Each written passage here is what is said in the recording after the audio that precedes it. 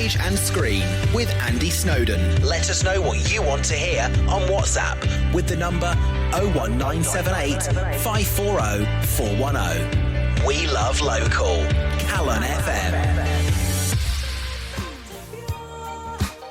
Fantastic, classic body talk from Imagination from the early 80s. What a track, what a song, what a band.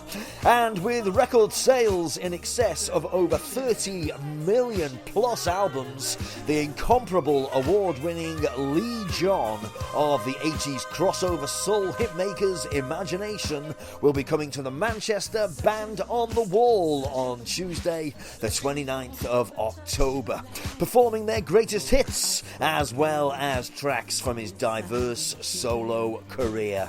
Coinciding with the 40th anniversary of LEEE JOHN and Imagination, the Flashback Greatest Hits Tour 2024 is about to get underway. I caught a word with LEEE JOHN earlier this week. Here he is on the Stage and Screen Show. LEEE JOHN.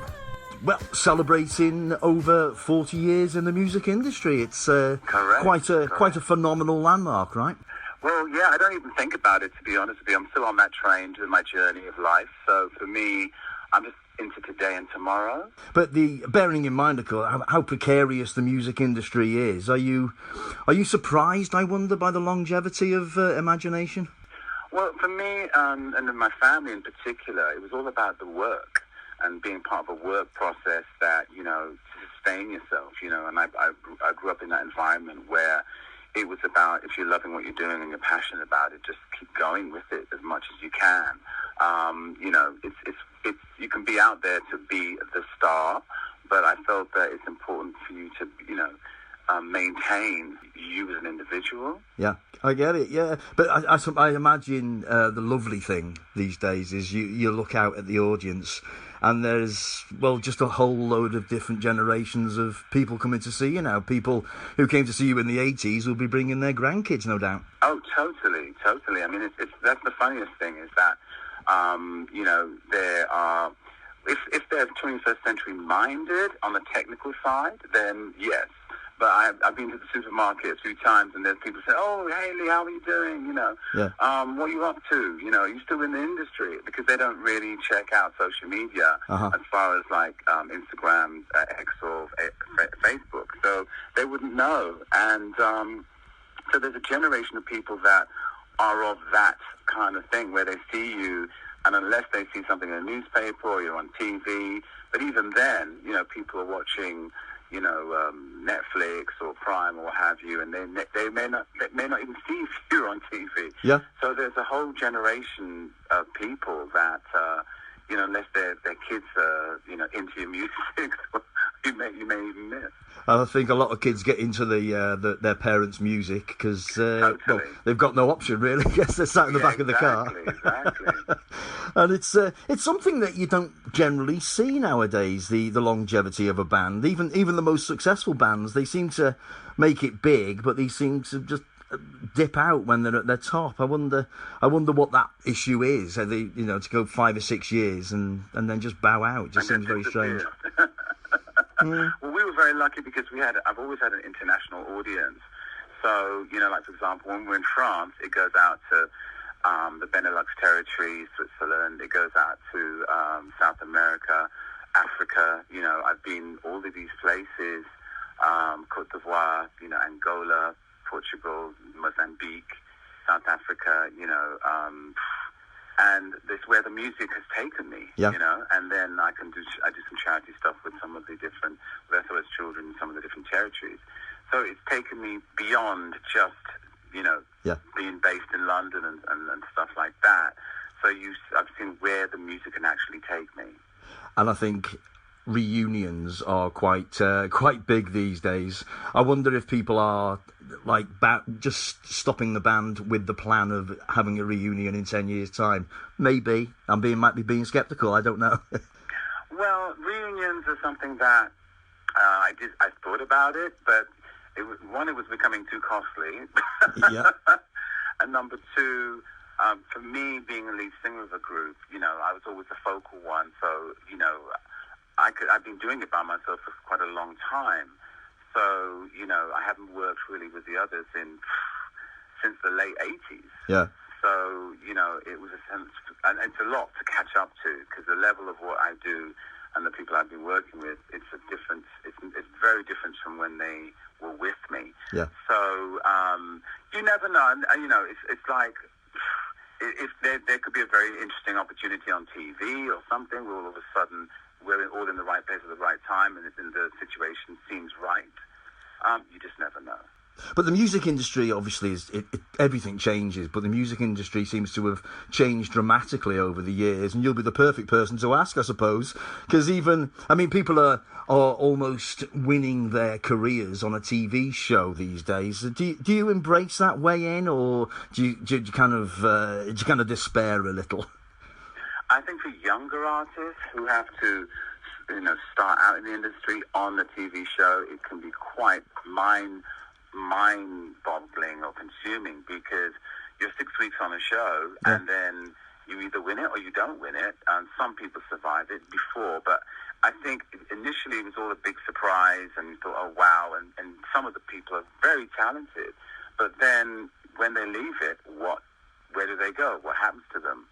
And they churn them out so quickly, like, you know, they go into Tesco or something like that, you know, I know a few people who've had, you know, it's affected them mentally, because they can't deal with it. You know, I don't come from that generation. I came from a generation, I played pubs and bingo halls, and, you know, I was always on the road. I was in 3 bands at one point, you know, learning my trade, you know, doing acting. You know, there's all these different outlets. Now they're closing a lot of venues, so therefore, how can bands or musicians, you know, learn or tread the boards? It's not that easy. And, you know, consistently, you know, I was up and down the country way before Imagination doing stuff. So it was, you know, I had that opportunity, and it's on analog and organic level.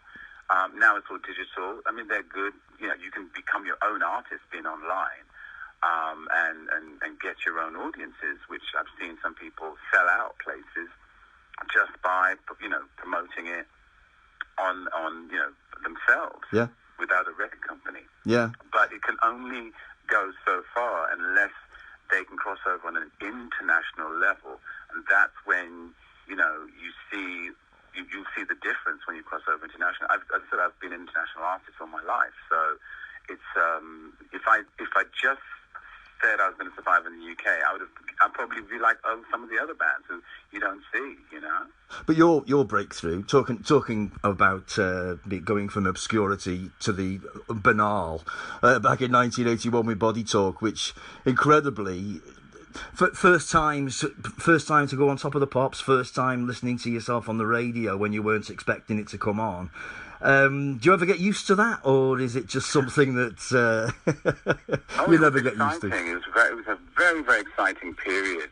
You know, I wrote Body Talk on my mum's kitchen table. I always talk about that, you know, in my shows, because to me it's important, because it's the roots of everything, and I'm proud to have written the song, because it was the beginning of our lives. It was the beginning of not just for me, for other generations, and it was just such a euphoric experience. And then going on Top of the Pops was like, wow, you know, we used to see other artists on there, and next minute we're on there, you know, and it was a wonderful journey that we experienced.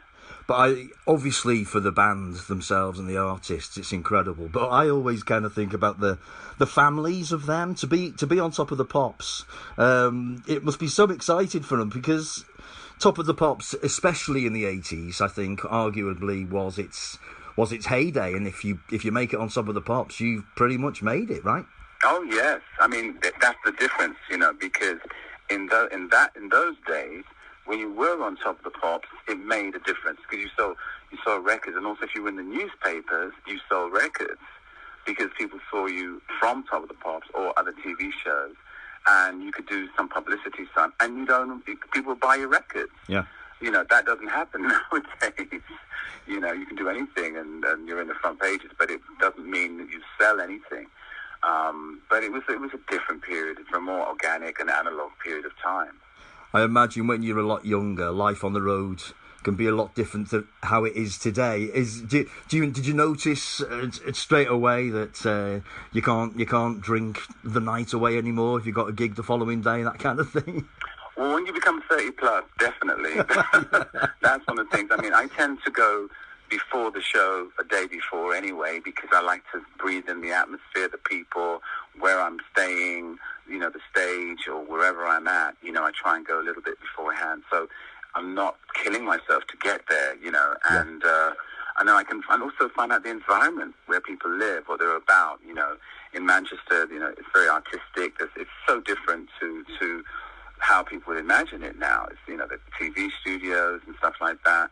And every city in the UK is like that. So for me, I want to experience it. I don't like to just go there the day and then leave in the night. I just don't like to do that. I like to know a little bit. And I do that in most countries. I tend to go a couple of days before and breathe it in so I can find out about the culture, because I think that's an important factor. And when we first started out, I missed so much. So, years ago I decided to always go much earlier. And to be honest with you, promoters and stuff, they love it because they think, in some places they think, oh, he's really coming. Yeah.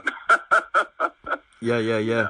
Because I was watching a documentary on Netflix the other day, and it wasn't so much the artist that couldn't get to a certain gig because of the snow; it was all their gear, and it was James Blunt.